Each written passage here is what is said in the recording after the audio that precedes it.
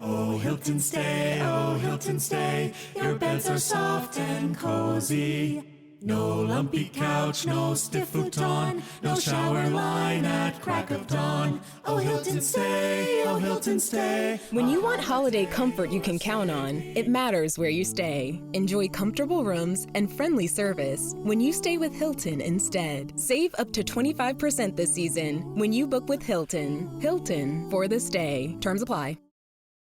This episode is brought to you by Progressive Commercial Insurance. Business owners, meet Progressive Insurance. They make it easy to get discounts on commercial auto insurance and find coverages to grow with your business. Quote in as little as 8 minutes at progressivecommercial.com. Progressive Casualty Insurance Company. Coverage provided and serviced by affiliated and third-party insurers. Discounts and coverage selections not available in all states or situations.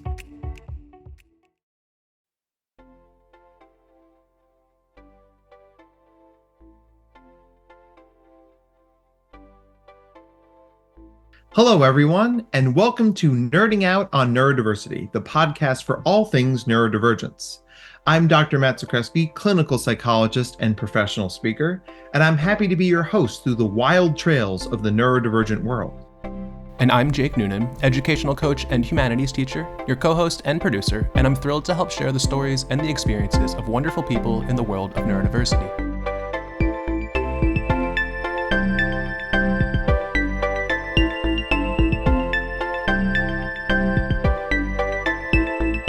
We're really excited for today's guest, which we are going to say a lot because we're always really excited about every guest we get. So let's get into it. Oh, it already did the recording thing. I've been getting all of this recorded. Oh, fabulous. That's what I'm saying. That's why we're getting canceled. The most canceled. Okay. Hello, everyone, and welcome to another episode of Nerding Out on Neurodiversity. I am your host, Dr. Matt Zakreski, clinical psychologist, professional speaker, podcast host, published author, wearer of many hats. With me, as always, is the Bran Stark to my Tyrion Lannister, Mr. Jake Noonan. Say hi, Jake. Hey, everybody. Great to be here, as always. Dr. Matt, don't hate me for this. I didn't get into Game of Thrones, actually. Get out. Get out. I'm sorry, this is going to be a single hosted podcast. Jake, also did not, by the way. So I want to back you up, and I can go into this at length. Thank you. Do we need to redo the intro? Because, I slaved over that reference, i.e. Googled it 30 seconds ago. And if you watch Game of Thrones, you know that reference doesn't even actually make that much sense, which is why it's funny. But then, my brilliant humor is lost on these two Philistines. That's a Philistine. We're going to use that word today. I'll take it. I'll be a Philistine today. It's fine. All right. It's a good start to the pod. I feel good about this. It's good energy. Oh my gosh. So I'm going to introduce our host. I'm the host. I already introduced myself. I'm going to introduce our guest today. And Mr. Sam he's someone that everyone had said for years and years, you have to meet Mr. Sam. He's just like you. But I was like, well, I don't know. I'm a lot. I don't know if knowing another person like me is a good thing. But then we jumped on a Zoom. Gosh, what was that? Like 2 years ago, Mr. Sam. And we've been bosom buddies ever since. So Mr. Sam Young of the Young Scholars Academy, welcome to the pod. We're so happy to have you here. Thank you, Dr. Matt. And the feeling is mutual, by the way. When we first collided, I felt the same. Proverbials. So tell us what it is you do. So I run a virtual enrichment village. We call ourselves Young Scholars Academy. And the whole idea is to be a virtual bubble where you get all the stuff, all the things that you're looking for and can't find anywhere else. We serve gifted and twice exceptional kids, many of who can't find, the accelerated content that their brains crave, kids who are like them, people who see and mentor and affirm their strengths and don't focus on fixing them. So I wanted to create a place that serves as a hub for them, kind of like the digital equivalent of meeting up with your buddies in a cul-de-sac and dumping your bikes and talking about high-level things and having, extensive, in-depth conversations with mentors. And so that's who we are. Well, we love that. And, obviously these spaces are so needed, for our neurodivergent kiddos and giving them that place. But what compels a person to create that? Because a lot of people saying, gosh, this needs to happen. But like, this is the difference between like sitting down with your buddies and be like, we should open a bar. And then we talk to Mr. Sam. He's like, hey guys, I took out a loan. I bought a place over on 3rd Street. So like, how the hell does this go from this is a cool idea to this is a real thing?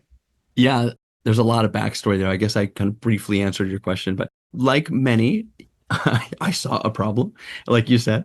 During the pandemic, I had kind of an aha moment, which was really building. I spent about a decade working at a little school called Bridges Academy. For those who don't know Bridges, it's like the first school in the world to teach 2E kids, even before there was the word 2E, twice exceptional. And I was sort of readying to do something different. I saw this need that enrichment was working exceptionally well for 2E kids and gifted kids, and that like the core idea, a core curriculum, playing the game, trying to work inside the system was not. So I thought, well, what if I just did just enrichment learning, like radically accelerated college level enrichment?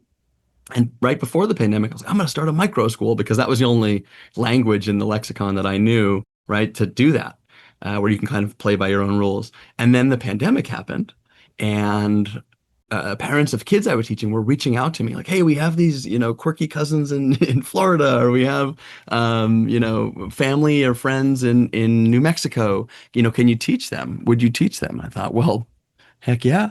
So we just started, in a moment where everybody felt isolated, it made so much sense to build a place of connection. And then winding back further, I'm a neurodivergent person. I was diagnosed with ADHD in 2nd grade.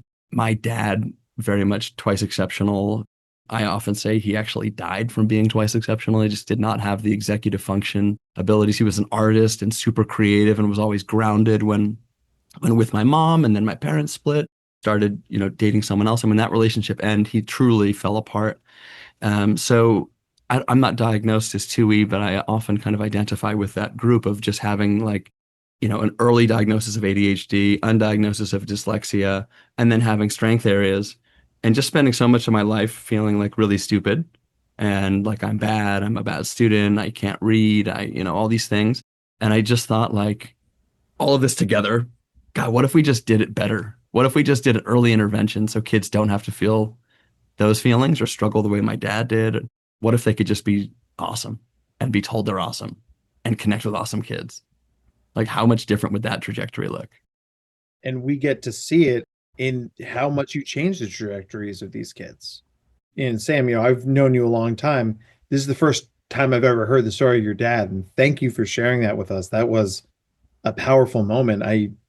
But I think you're right. I mean, without the right supports, our neurodivergences can become a hindrance to not only just succeeding, but even surviving. No, it's actually the first time I've ever said this out loud. I've written the blog, Matt, for like in my mind, I have this blog written with notes and so forth. And I think it's maybe because Father's Day is coming up, so I'm exceptionally like open, I guess. But yeah, my dad, like he did like lucite. He had like a lucite. He invented like these really cool planters so you could see things. My dad invented the bagel slicer. He sold it to Kraft in like 1968. What? Super Jewish invention, by the way. Right? For mitzvah. Yeah, he's like, we need, for the cream cheese and the bagels and the lox. So yeah, like really awesome. I have art everywhere in this room that he did. And he'd have these exceptional bouts of like creativity and all of these things. And this is a totally different direction, but I'm just going to share it. When on his deathbed, I was like, he was incoherent. Tell me if this is like inappropriate for the podcast, by the way. We go where the stories take us. Yeah, I'll just backtrack and say like one thing I love about you in this podcast. Everybody always sends questions for podcasts, and I'm like, I'm not going to look at those. I just like to wing it. And I'm like, you're the only person who I knew wouldn't send me questions, and I knew you would be So, on my dad's deathbed, I'm like, every time he would be kind of coherent, he'd come in and out of coherency, and he'd go back into like assisted living and then in and out. And it was always about his art. And I said, Dad, this is killing you. You need to, I just get back to my collection. I need to finish. And I said, just give it a rest. Like, you have enough art. We could just sell it off and it will pay for medical bills and all these things. And he said this thing that just like pierced my soul. And I was like, oh my God, my dad is so he's so 2E. And he said, you don't understand. It was almost like a World War II movie. I picture where he's like dying. He like grabs me, and he's like, damn it, man. It was like that. And he's like, you don't understand. I have to make art. And I was just like, wow, like his just calling. And every time he struggled in life, it was out of alignment. He was out of whack or didn't have the executive function skills to do something that he said he would do. And yeah, very interesting. And I just thought like, God, this is like the double down. It's time to like really make sure I show up for kids, like make sure this is no one else's story. Yeah. And I think, when I talk to parents who have come across your orbit, I mean, the one thing everyone always says is that Mr. Sam gets it. Like your passion, your authenticity, it's so real. And I mean, we often say on this podcast, right? It's like neurodivergent people are allergic to bullshit, right? Like, it's like, be honest with me, be blunt with me, just don't lie to me. And stories like that, I think, create the foundational piece of that authenticity. Like, you've seen the high highs and you've seen the low lows. And a person who's walked both sides of those train tracks can show up for a kid in a space and say like, yeah, I get the fact that if you can't code or if you can't do gymnastics or if you can't do art, it feels like you're dying. Then people look at you like, oh God, you really do get that. Mm-hmm. Because that is the most intense and perhaps most necessary version of meeting kids where they are. And that's why I don't even know if this is a full disclosure thing. It's why I'm happy to refer families to you, because I know they're in good hands. And vice versa. We share a bunch of families, and anytime they're like, well, we're working on this at home with Dr. Matt. And I'm like, okay, good. I don't need to follow up. I just feel like that's going to be in control. Like that's handled, that's triaged. You're going to be okay. I don't need to worry about that. So I always feel at ease knowing that. And I'll say, when you talk about understanding what it is to feel like, you can't breathe or you can't do something or you're dying if you can't. Going back to your like first question, when I left Bridges and started Young Scholars Academy, it was because of a Joseph Renzulli quote, actually. And I was in grad school and Susan Baum shared this quote from Joe Renzulli, and it said, nobody cares about Einstein's ability to paint or Picasso's ability to do complex math. I'm going to say that again because it's so nobody cares about Einstein's ability to paint or Picasso's ability to do complex math. And then he went on to say, so why are we obsessed with kids doing more of what they're bad at? And I was just like, oh my God. Like, I just looked around. Like, I don't think about my plumber's ability to write poetry or the New York Times columnist that I like to read's ability to plumb, for that matter. And so it just made so much sense. And I was like, why don't we just do like crazy early intervention talent development and help these kids at like 5 get into the college level philosophy or whatever it is that they crave. You said college level philosophy and then Jake's brain exploded. Okay, Jake, drop some philosophy. Go ahead. I don't want to like drop philosophy in a sense, but like being a humanities teacher and doing like all the philosophy classes and like the real deep dive discussions with kids, hearing your story is incredible, and also knowing the potential with the kids that you're working with and the fact that you're able to see them so as young as you're saying like 5 up to however old they end up being at your academy until they're like done in a sense. And knowing that those conversations can get real heavy in a good way. I always go back to like thinking of conversations I had with like a couple of 7th graders like 7-8 years ago that was all about theories of God, and they just like went off for an hour about it, and I just sat there. I was like, you guys, the two of you are talking about this, like you're pushing each other, you're encouraging each other to get like higher and higher and higher. So with that in mind, I'm curious, like what kind of moments have you had like those where it's like this is that conversation that like I'm gonna remember forever in a sense? Yeah, no, I mean, what's amazing is that it's not just me. So YSA, we have 400 families and 19 teachers right now. And so a funny story I'll share, actually, I wasn't in the classroom for it, so it's secondhand, but we have a mythology class. We have a really young one, which is super cool, called STEMology. And it's the intersection of science and mythology. So if we were to like categorize these different, phylums, what would a centaur be, right? So it's really cool. And again, like that only exists at a place where like 2E kids and gifted kids get together. But we had a mythology class, and it's 8-year-olds, 8 to 12, and these kids are coming together having these really deep conversations about what is the difference between mythos and religion and dogma. And I get this like Slack note after from our teacher Miriam, and she's like, well, we just had a graduate level conversation about like what is life, what is it to be, what is the difference between like a cult, a religion, a mythos, and all these things. And I was like, oh my God. And then a mom emails me that night, and she's like, should I be concerned the kids are talking about religion in class? I'm like, no, we got this. Like, this is it's okay. It's in a safe space. And they were looking at like Nordic texts versus the Bible, and I'm just like, these are 8-year-old bodies and with these like containers, and then these like really mature brains. It's wild, and it's a balancing act, like, because this is sensitive stuff. Someone talks about like Christianity, and someone else is like, well, that's stupid. It's like, whoa, that's already tough if you're an adult, let alone an 8-year-old. And that's where this mom's concern was coming from. So I joke, like, when someone's like, what's a twice exceptional person? I'm like, well, picture someone who's like graduate level thinking and might cry if they drop their ice cream and they're 10, right? Or like, I like to, I don't know who coined this term, but like the 10, 15, 5, right? So someone's like chronologically 10, 15 intellectually, 5-year-olds, maybe socially, emotionally. And again, these are overgeneralizations and not always or often accurate, let's say, but I think that they kind of encapsulate like what's going on. So I could give you endless examples, Jake. I don't know if you want more or in different domains. Jake always wants more. That's true. I do love examples and details. I'm happy to go there.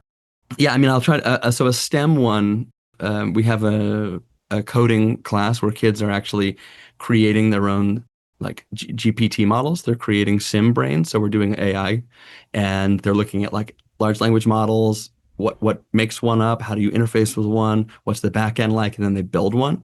And there was sort of this aha moment, like, well, how are we using AI at Young Scholars Academy? And there was a kind of a need for more parent communication. So some of what was happening in the AI class, we kind of had the kids do like a SWOT analysis, and what are some of the things that are missing, and what if we used AI in the class to send individual write-ups home of what kids are doing. And the kids were involved in kind of brainstorming and building the early version of this. It's of course since evolved and, for many reasons come into our hands, but, a lot of organic things. And when you talk about like that same class built a Discord server for our kids, which also, by the way, didn't come to fruition because of many concerns, but like just the desire to do another Renzulli thing, like authenticity, right? I'm not going to, and Matt, you said like perfectly, like the BS detector, they're not going to do a worksheet, but they will stay up all night, 2 days in a row, making something that's going to matter for other kids and themselves, right? Something that's authentic. And so there's so many like awesome examples of that kind of stuff happening, of kids who like are lazy and smart, quote unquote. And then they're like kicking butt for a 3-day bender of just like coding something because it's awesome. It excites them. They're flooding their prefrontal cortex and it feels like it matters. And it's such a silly thing, but the way the system is built is kids have to spend so much time doing stuff that doesn't matter. Like my primary memory of grammar school is getting a test, finishing it in 3 minutes, and then sitting there for like 35 minutes, just like, and they wouldn't let you read a book, right? Yeah. No drawing. Right? God forbid you fill the time productively. Like I started not turning tests in so I could fill the back of the test with doodles, so I could do something. And it's funny because it's like, well, kids aren't robots. They can't always work. Though, sure, that's absolutely true. But if we let them have more access to more things that bring them joy, then it's the best kind of learning. It's the best kind of engagement, because it's like, yes, nobody wants to do more worksheets, but every kid with a passion wants to do more stuff with that passion. Mm-hmm.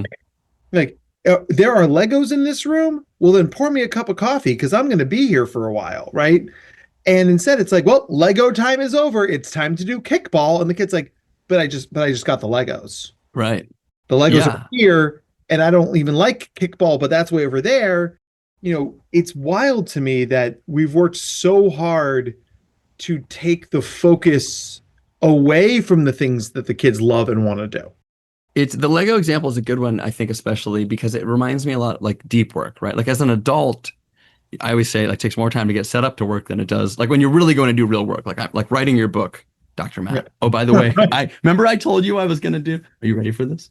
Ready? Big reveal. I had my book and I've kept it in here because I wanted to do like a social media reveal Yes. and I never did it. So I'm going to just do it now. Big social media reveal here. This is maybe we can cut this because just don't have the executive function skills to do this, but I have my Dr. Matt book here. Like when you wrote this, I am sure it took you far more time to intellectually and emotionally get into the headspace and get set up and get your juju right. And it's the same with kids doing Legos or whatever it might be, right? It's like, I just got the Legos out. It's like, well, this kid's really rigid. It's like, well, no, he's preparing a masterpiece, right? And I always like to remind parents, like, well, he's really good at Legos. I had a mom call me Monday. She's like, my 5-year-old needs help handwriting. And I'm like, okay, well, what's he really good at? And she's like, oh, well, he's doing logarithmic math and he's done factorials into the thousands. And I was like, beg your pardon? Like, I'm still finger multiplying over here. And this kid's on another planet. And I was like, so do you think it matters if he can write? Because he's so good at this. And she's like, well, I guess not. I was like, you think you could just focus on getting him like AP calculus, you know? And it was just kind of like a funny aha moment. But the truth is, like, yeah, if we can just do more of what we love and just get into that deep workspace and help kids understand. This is another big thing that I think is missing. Like giving kids the understanding that we have as adults. Like I didn't know what executive function skills were right when I was little. So I just thought I'm stupid. But when I went into like grad school, someone separated them. And I was like, oh, wait, I can be bad at doing stuff, but a good person or like a good student. It just gave me permission, right? It's like just one little thought change. So I think helping kids understand, hey, I know it's really hard for you when things change. And Matt, this is like your magic power, right? It's your superpower. It's like helping kids have that meta affect and that metacognition of like, this is a thing we call this, and that's why you experience life this way, right? And it's like, oh, like, and here are some tools. Like when Seth Perler showed me how to use Loom videos, I was like, oh, I can do emails. Like I can send videos.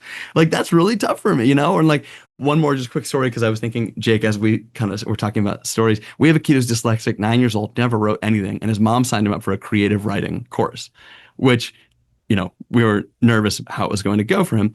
And the first thing we did was like, okay, by the way, here's speech to text in Google Documents. So, you know, you don't have to actually write. And the kid just like, he wrote a story the first day and he cried and the teacher cried and like I cried. I watched the replay and it's just like, what changed? Nothing. This kid just gained a tool that could allow him to take the thoughts in his brain and put them into a document, right? And that is like, why would we spend thousands of hours making that kid get better at typing when he can just use his darn voice and do a great job that brings people to tears? Like, it's so obvious to me. I don't know. And what's really cool is that the neuroscience around learning and brain change is catching up with what has long been seen as best teaching, right? You know, the door to the interest, you walk through that to do your interest, but all the skill development you need comes along with that. You know, I can't tell you how many kids I've worked with who are like, I'm never going to make friends. I'm never going to be social. I'm never going to be able to talk to people. But because they like to sing or play an instrument or can do voices, we get them involved in the arts. And then that same kid now is playing Javert and has groupies. And it's just, I mean, whatever the middle school version of groupies are, right? But like moopies. Groupie juniors. Groupie juniors. Yeah. Junior groupies. Yeah. But that's just what, as opposed to treating all of these things as separate things you must master to then combine and move on to the next level, it's like, oh, cool. You know, I mean, people tell me all the time, like, why do you have such good handwriting? I was like, well, I was a comic book artist. If my handwriting wasn't perfect, people couldn't read my comics, then they couldn't get the jokes. So I must therefore like really get my lettering good, right? But if you had said, Dr. Matt, practice penmanship, I would have been like, oh, I'll pen your ship. I don't even know what that means, right? But that's like, yeah, Jake. Then you make like a comic cloud, like pow, right? Zing! Rim shot noise. You can do that one. Yeah, of course you can. So as you've built out the Young Scholars Academy family, what's really interesting to me is like, because I know you're great at what you do, and I know that you are a beacon in this field, but you can't teach all the classes. So how have you found your team? Like, where are you finding these people to teach 8-year-olds mythology? Because I don't think that's on Indeed, man. Like, what, like, No, it's funny. I don't. People are like, "How do we apply?" I get emails like that. I'm like, "You don't," because everyone's hand chosen. So it started out. It was, I was just kind of taking teachers from Bridges when I was there and saying like, "This person is world class at what they do." It was the pandemic, so they had flexibility in schedule. So I would take people from there, from Bridges Graduate School, and then as we grew to about 50 kids, started asking parents, "Hey, who is like really showing up for your kid? Who do we need? What do we need?" And it's always been word of mouth. And as you, like anything, right? You know great psychologists. As you hire a few good people, it becomes exponential. So we're small. Like people are like, "Hey, are you not trying to scale?" And I'm like, well, it's just really hard to get people that you trust with these fragile kids. And just by way of example, I had a mom like text me like a bunch yesterday, and she's like, "I'm just nervous. Can we have so and so meet Mr. Sean before class? We just want to make sure we explain the IEP." And I was like, I'm just gonna stereotype you for a second, but I know you've had to explain away your kid a lot of times, and you don't have to do that here. And this mom was like, "Oh my God." I was like, "Yeah, we'll just figure it out. We have the notes from, when you enrolled, and like Sean's the best, and it's gonna work out." And she's like, "So I don't need to meet?" And I'm like, "No, we're good. I'll let you know." And it was just a huge moment. But to really give you the deep cut, Matt, everybody who works here is neurodivergent, is twice exceptional, is gifted, and or is a parent of a neurodivergent, twice exceptional, or gifted kid.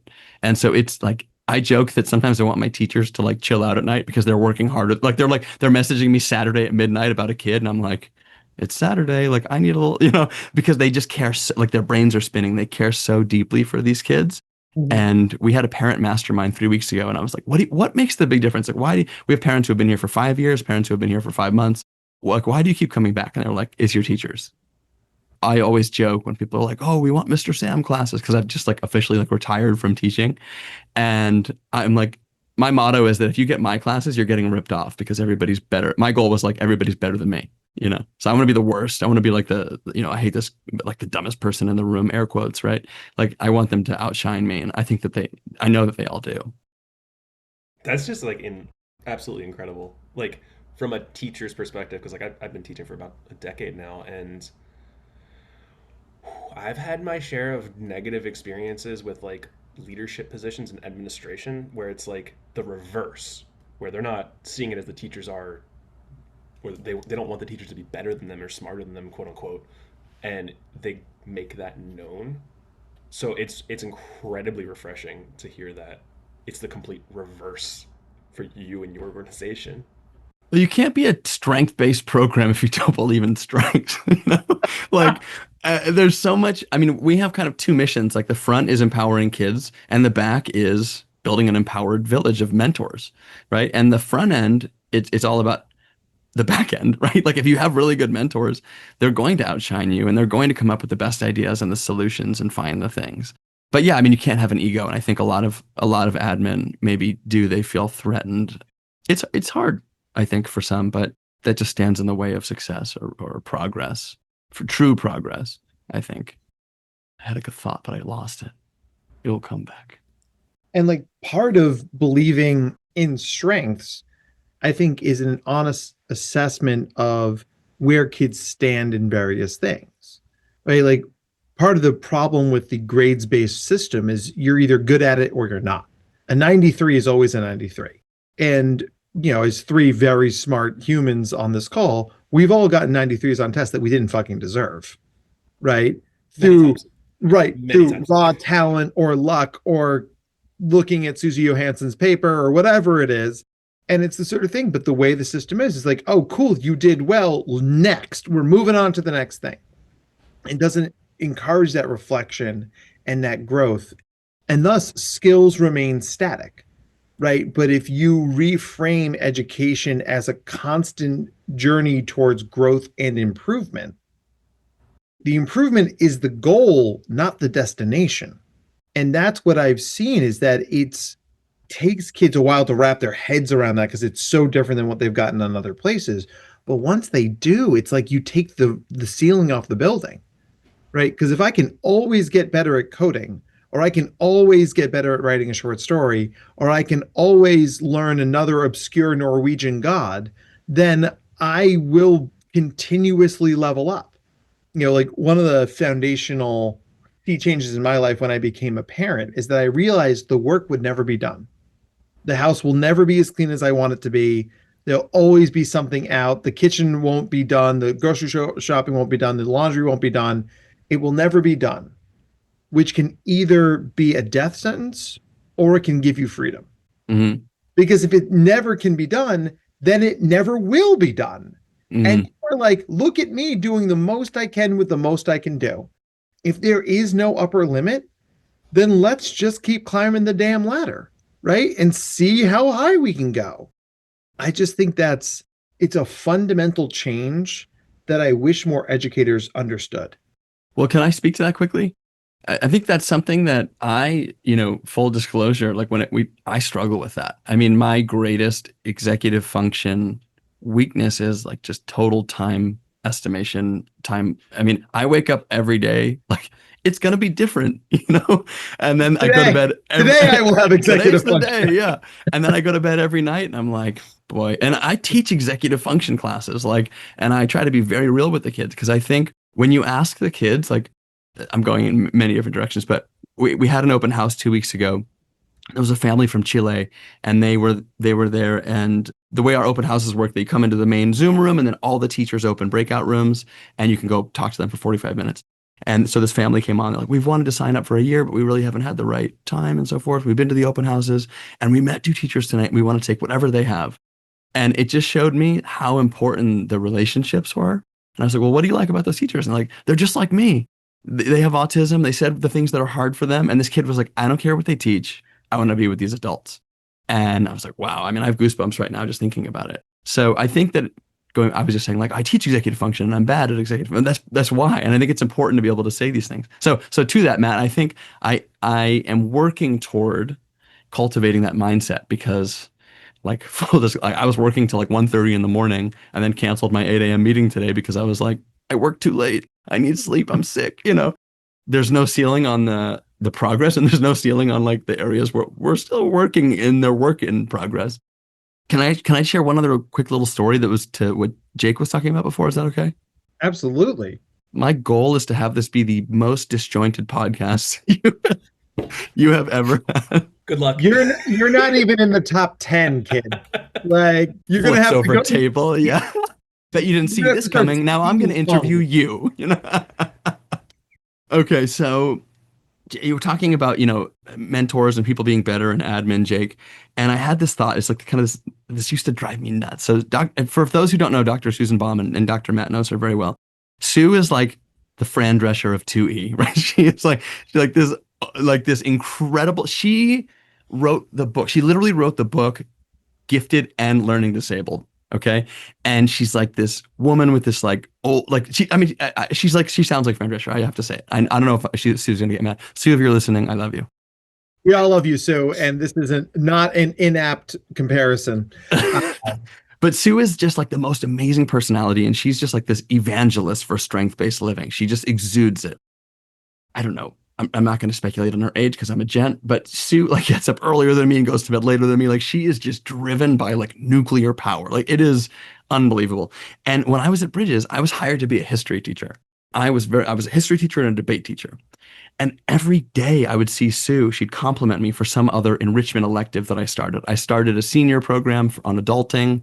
I started an automotive elective. I created a debate team. And she would always praise me for these things. And it would drive me nuts. I was like, I'm a damn history teacher. And I realized I had this one moment one day and I was like, oh my God, I'm good at teaching those things because I don't know what it's like to be taught those things. Like, I don't know what that form looks like. I was emulating the good history teachers I had. I was trying to be like the greats, but I hadn't taken automotive shop or, a debate competitive team or whatever, or an adulting class. So I just kind of, and to use Sue's language, I became a sage. I became a guide on the side, not a sage on the stage, And I realized like, oh, this is education. And then when the pandemic hit, I realized I'd never taught online before. So now I have to completely let go. Like it is laissez-faire. Everything that I once understood is gone and I must recreate. And it was like this phoenix out of the ashes thing. And combining all of that, that is how I think of hiring great educators, right? It's like, can you be the facilitator on the side that will guide the individual that is totally willing to let go? I say that the best educators are like differentiation yogis. They have no concern about how things get done, and they just think as far down the road as one can think. Like, how can I get this kid to like die an ecstatic death that's fulfilling? How can I like empower them to be whatever it might be, and then we can figure it out on the way. Like that to me is the journey. And Matt, you said something about kind of grading and so forth. And when I was working at Bridges, Carl Sabatino, who was the head of Bridges for like 20 something years, and Chris Wiebe, who was the head of the high school, kind of proposed this thing. And again, I'm actually pretty old school. I was public school educated, and they were like, let's get rid of grades and let's do like portfolios. And I was like, what? That's great. That's what?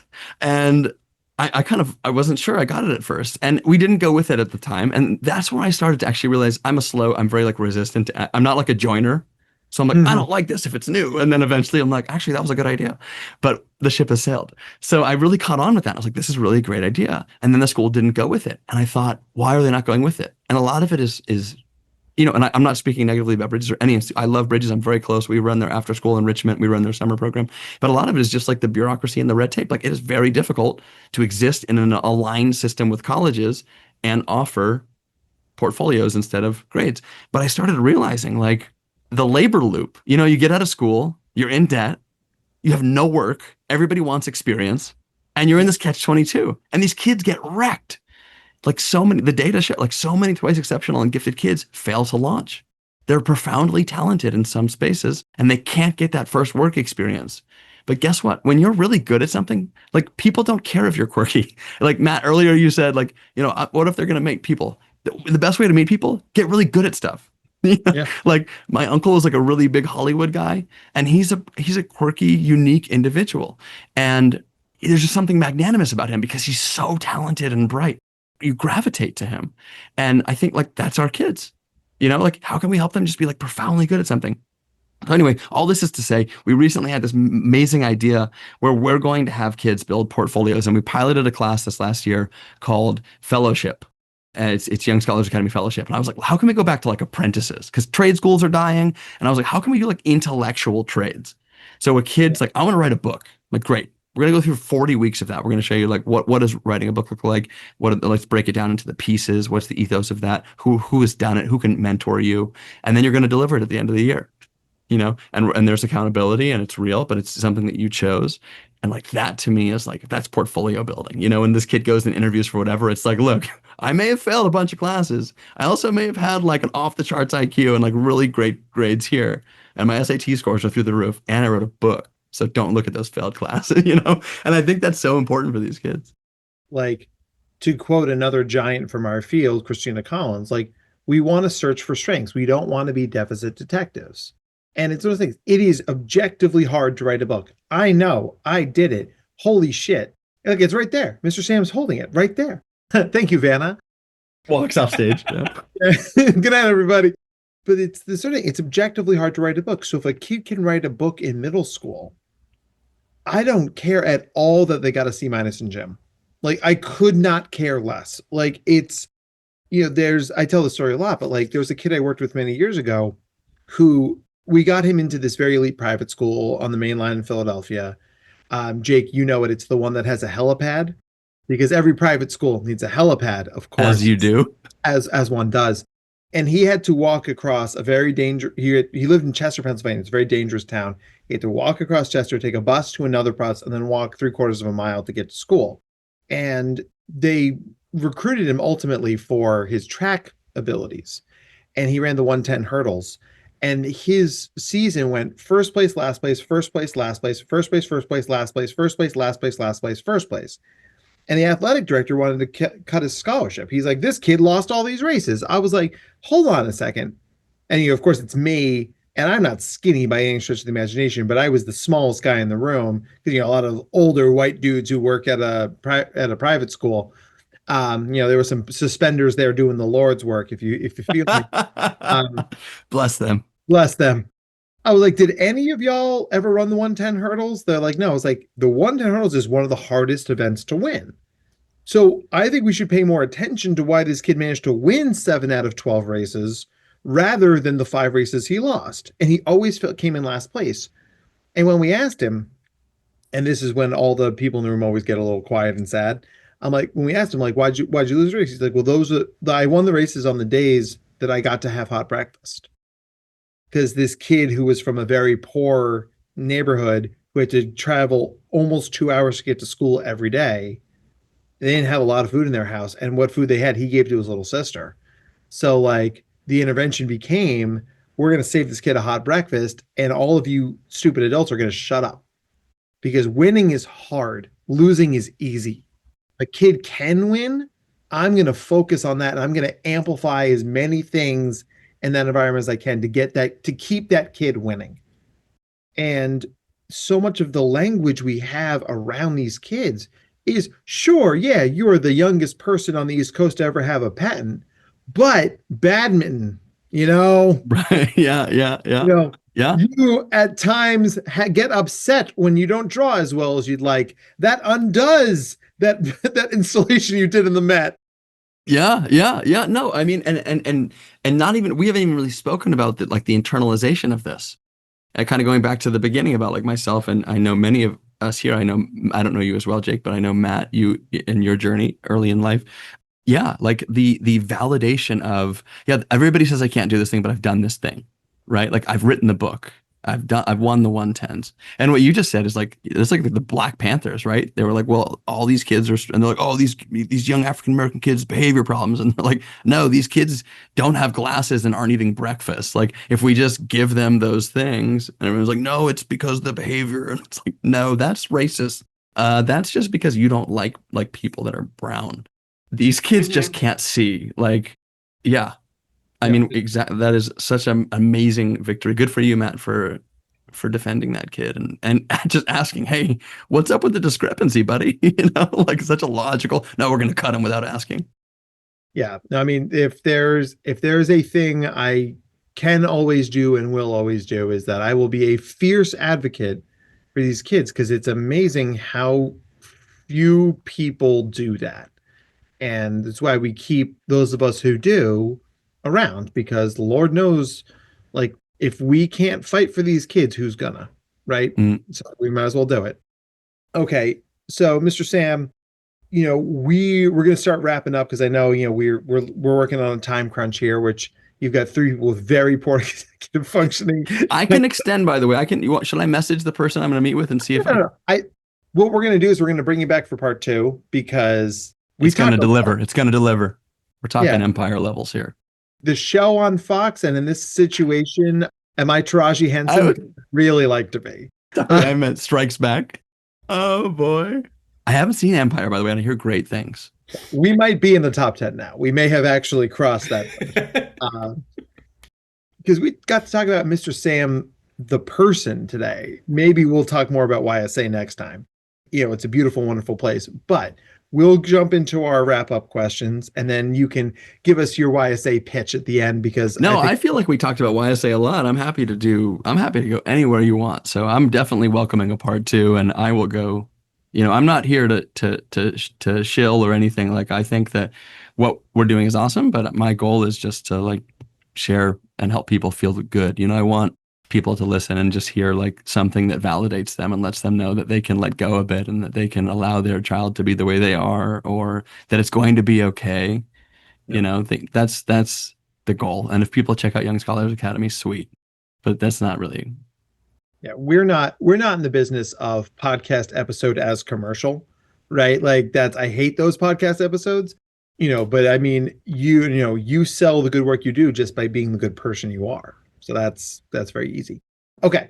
So first wrap up question comes from me, Mr. Sam. If you could have any superhero on speed dial, who would it be and why? Wow. Okay.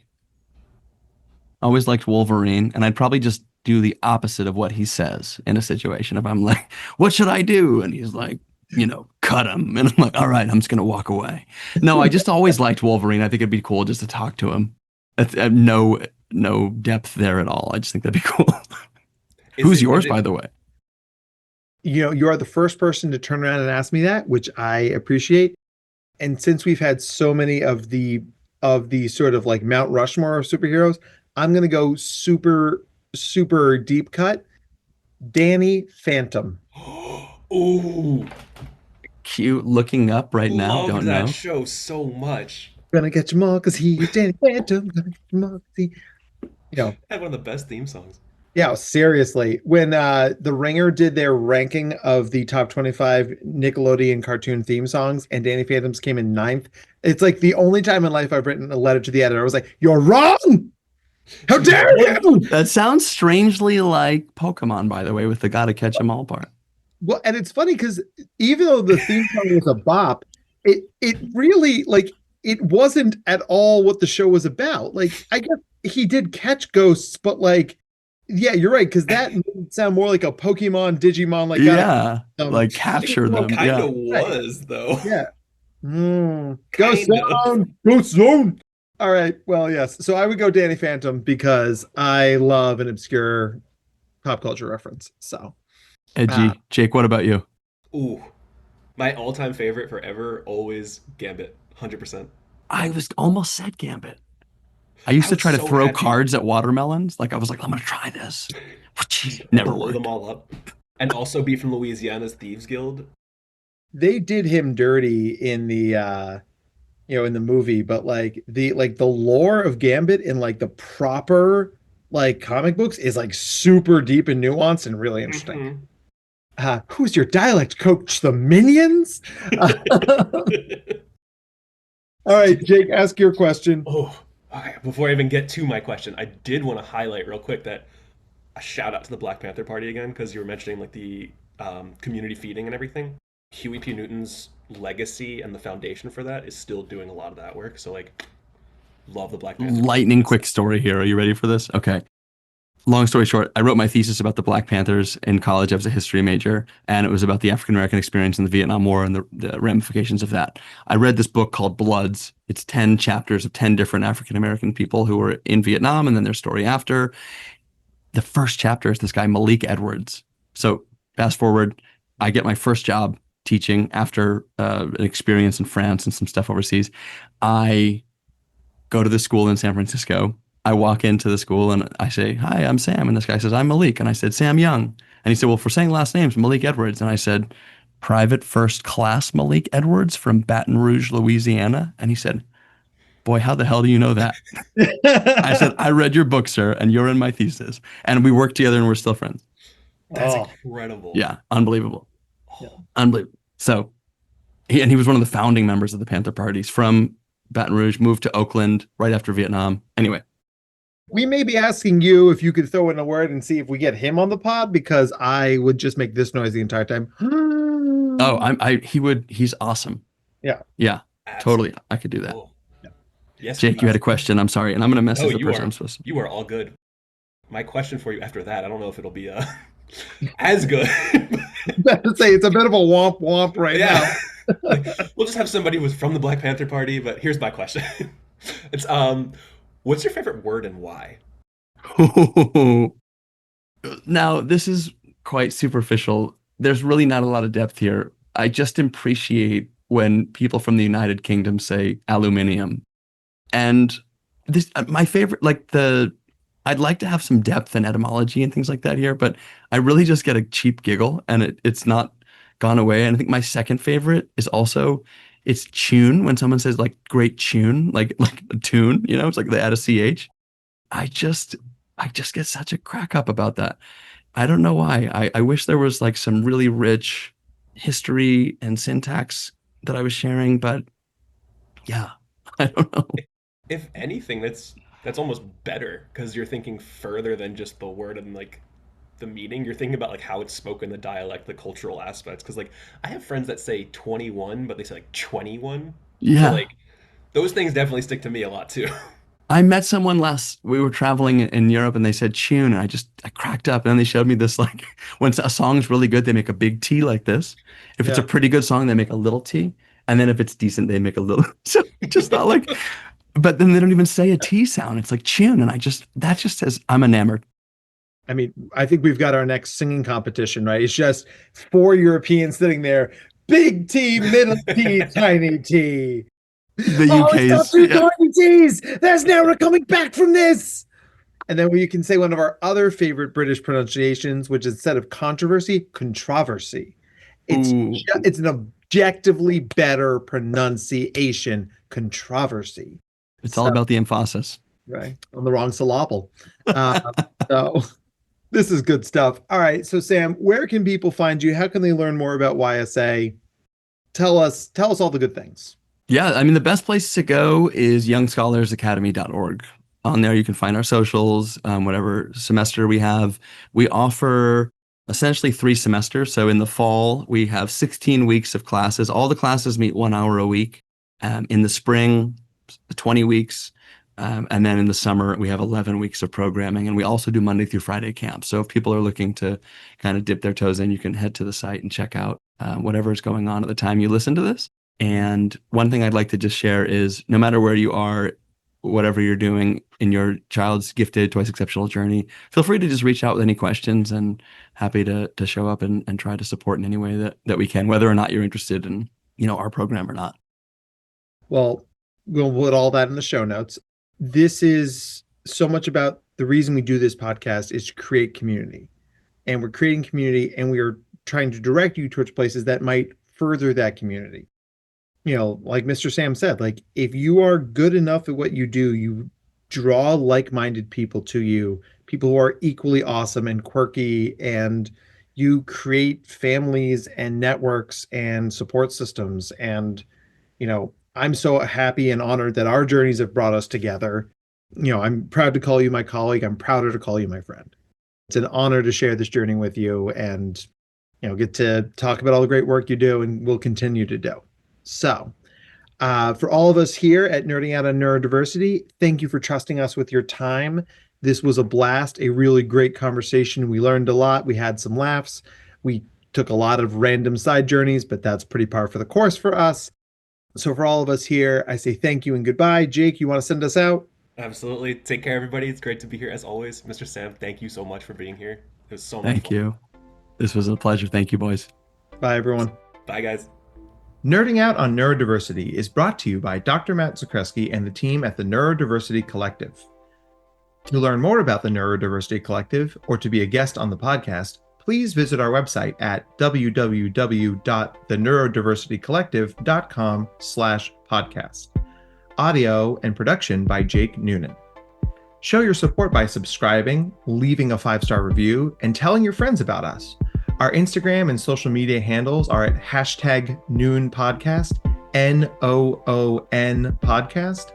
Your support is appreciated and keeps us going. All discussions presented on this podcast are strictly for informational purposes, awareness, and understanding.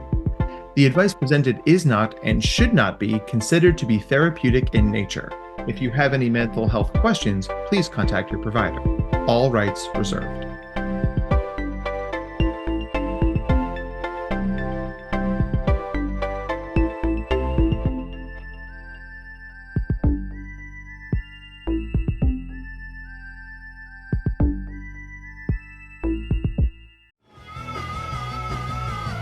You're listening to the Geekscape Network.